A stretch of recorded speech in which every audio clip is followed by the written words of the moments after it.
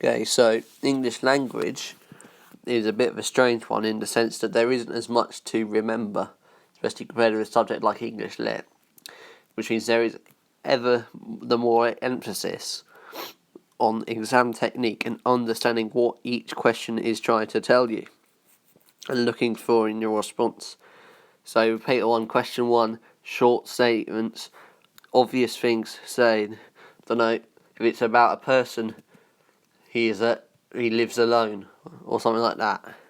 Not some really complicated thing. That's because you really don't want to spend too much time on it. Okay, so then question 2, actually read the source a few times. Look for key ideas, images, techniques, sentence forms if there is a clear difference in between 1 and 2 or whatever. So notice there are some cases where you will not be talking about sentence forms if they're all similar, but the texts are selected to have features in them. So if you see a simile, talk about it. If you see a metaphor, mention it. But there will be something in there for you to actually look for. Okay, with question 3, you need to understand how the writer chooses something to have an effect on the reader, which means identify the technique used at the start, at the middle, and then the end, and then say, okay, well, how does it interest the reader? What effect does it have? Does it create tension? Does it provoke any other emotions? What's the focus that the writer is trying to portray? Is the focus on a single character, a single event, a group of people? Think about what the writer is trying to do for a reader to understand the text. And then the 20 marker, which you actually need to leave a good 20-25 minutes for this one. How far do you agree, or to what extent do you agree? Which means understand the statement, read over the text, say, okay, do I agree with this statement? Yes. Okay, how do I agree? Okay, point, and think of some evidences for each example that make sure they're perceptive and detailed evaluation. Okay, and then make sure that you have a response clearly in there. Actually say, well, I agree to a large extent that while this may not be entirely true, I agree mostly with it.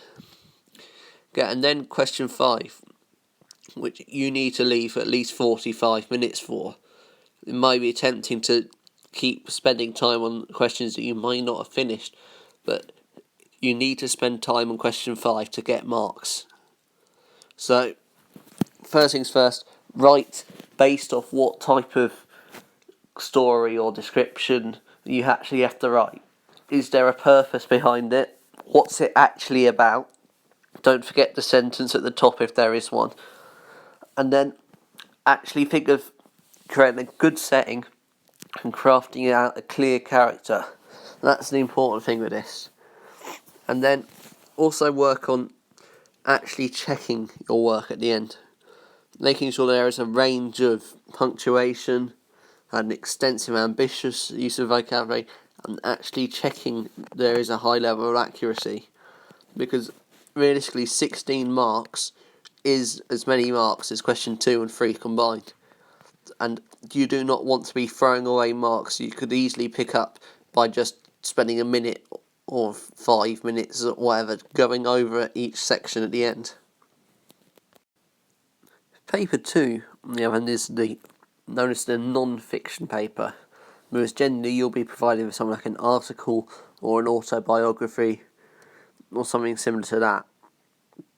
So the important thing here is you need to understand that there are 2 different extracts from 2 different sources and 2 different authors and 2 different time periods. So there are a lot of differences between the 2 things, and then you need to be able to understand how to compare. Okay, question 1 you don't need to compare though. just read over the start and make sure that you pick the 4 statements which are true. You might have to use a bit of inference, but don't waste too much time on it. And then question 2, you do need to actually write about the differences / similarities, probably differences most likely, between the 2 different sources, or a feature of the 2 different sources. So, first things first, don't forget to look at the obvious things and obviously, like if something's older than something else, something like that. But then also look for inferences and actually go a bit beneath the surface, which will allow you to access the higher marks towards the 7s and 8s. But most importantly, don't spend too long on it.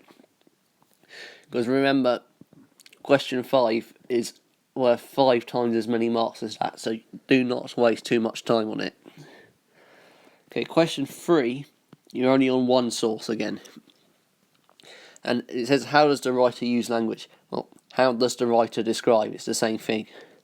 So, actually look at the things, say, it uses metaphors, similes, or whatever methods they use, and say, okay, how does the writer describe this? And then, or we use a simile which shows this, or suggests this, or implies this. Question 4 is back to comparing again, which means it's compare how the different writers convey their different perspectives, which means, okay, what are the differences between what the writers are saying, and then what are the difference between the methods the writers are using. Does one writer use more dramatic language, more similes, or does the other one use metaphors and personification, or whatever? And actually focus equally on the different perspectives and how they're presented, how they're conveyed. Because if you don't do one of them, then you will basically half your marks. And 8 marks is an awful lot to lose for not understanding a question. Okay, then section B, which is another 40 marker writing question, which means plan it out. Say, you should also probably plan out question 4s on both papers as well as this question 5s. But first things first, actually understand what form you're writing. Is it an article, a letter to a newspaper, to an MP? There are plenty of different forms which you need to understand the different features for, because you need to show that you understand how to write each one. Like if you have a newspaper article, put in a headline. If it's a speech, make sure that people understand that there's like an audience you're speaking to directly, or whatever. And you don't need to keep quoting the little statement they give you. Actually create something interesting for you to think of. Think of ideas which go a bit deeper than, sport is fun. I said, it's a moral right for everyone to have equal access to something. So actually focus on deeper ideas than what may initially seem obvious with a given topic.